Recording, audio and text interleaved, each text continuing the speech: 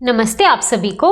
आज के इस वीडियो में मैं बात करूंगी कि कैसे ध्यान करने से आपका फोकस बढ़ता है। तो सबसे पहले तो पहला और सबसे बड़ा पॉइंट इसका एक ही है कि आप खुद सोचिए, जब आप आंख बंद करके बैठे होते हैं तब दुनिया की तमाम चीज़ों से आप पूरी तरीके से कट चुके होते हैं। मैं इस कमरे में बैठी हूँ, इस कमरे में 100 तरह की अलग अलग चीज़ें रखी हुई हैं। टेबल रखी हुई है, बेड रखा हुआ है, अलमारी है, सारी चीज़ें। तो अब मुझे ये सोचना है कि यार टेबल पर ये सामान रखा हुआ है, बेड लगाना है, अलमारी में कपड़े जमाना है, सब चीज़ें मैं सोच रही हूँ और अलग अलग जगह मेरा ध्यान भटका हुआ है। आपको समझ में नहीं आता है, लेकिन आपके अवचेतन मन में ये सारी चीज़ें चल रही होती हैं। लेकिन जब आप आंख बंद करके बैठे होते हो तब आपको कुछ दिखाई ही नहीं दे रहा होता है, तो आप सोचोगे किन के बारे में? इतना तो आप समझते हो ना कि आंखों से आप जो देखते हो, इन पांचों इंद्रियों से आप जो प्राप्त करते हो वही आपके मन में चल रहा होता है। अगर मैं आंखों से कोई भी चीज़ देख रही हूँ या कानों से जो चीज़ सुन रही हूँ, कई बार आपने देखा होगा कि भले ही हम कोई दूसरा काम कर रहे हो लेकिन हमारे कान कुछ और सुन रहे होते हैं, तो हमारे मन में वो वाली फाइल भी चल रही होती है जो वहाँ से व्यक्ति जो चीज़ बोल रहा है। तो ये पांचों इंद्रियां चालू ही होती हैं पूरे समय, हमें कुछ ना कुछ प्राप्त करा ही रही होती हैं। और इस तरह से हमारा जो अवचेतन मन में है उसमें अलग अलग फाइलें खुली होती हैं। वहाँ से कुछ सुनाई दे रहा है, वो फाइल खुली है, यहाँ से कुछ और दिखाई दे रहा है, ये फाइल खुली है, ये सब चीज़ें चल रही होती हैं। तो अच्छा, और हम किसी से बातचीत कर रहे हैं तो ये भी चालू है।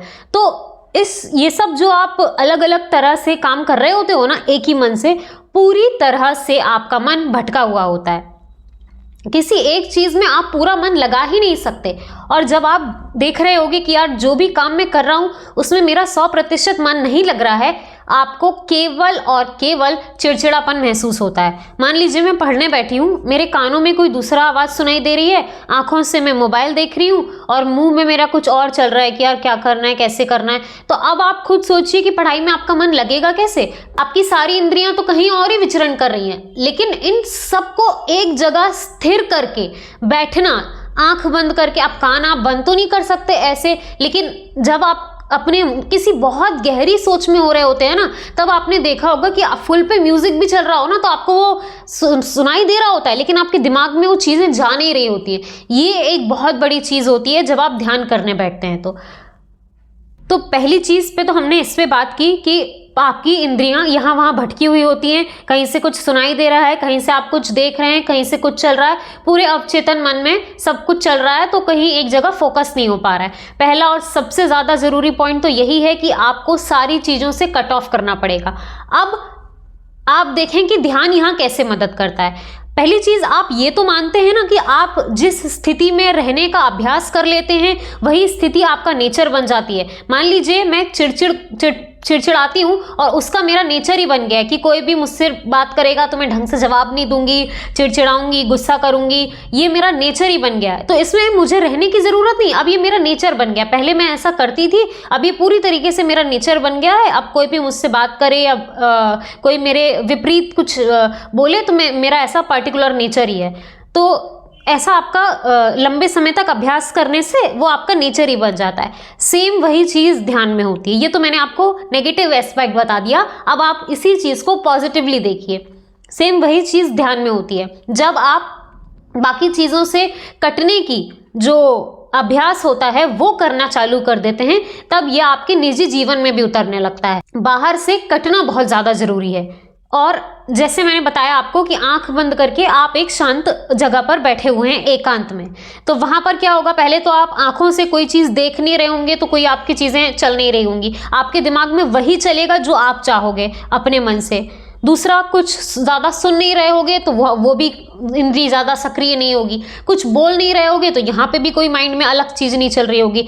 तो अब ये आपका पूरी तरीके से अभ्यास बन जाएगा कि आप जिस विचार के ऊपर चिंतन करना चाहोगे, आप केवल और केवल वही विचार आपके मन में चल रहा होगा।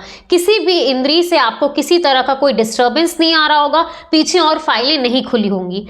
ये एक बहुत बड़ा अभ्यास होता है जो ध्यान से आप कर सकते हो।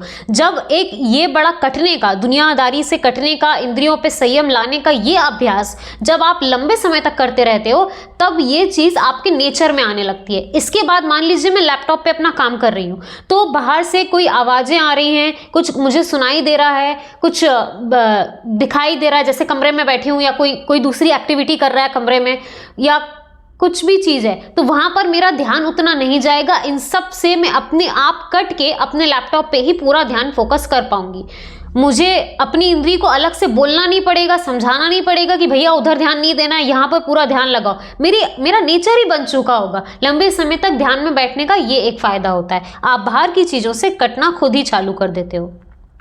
पहला फ़ायदा मैंने आपको बताया।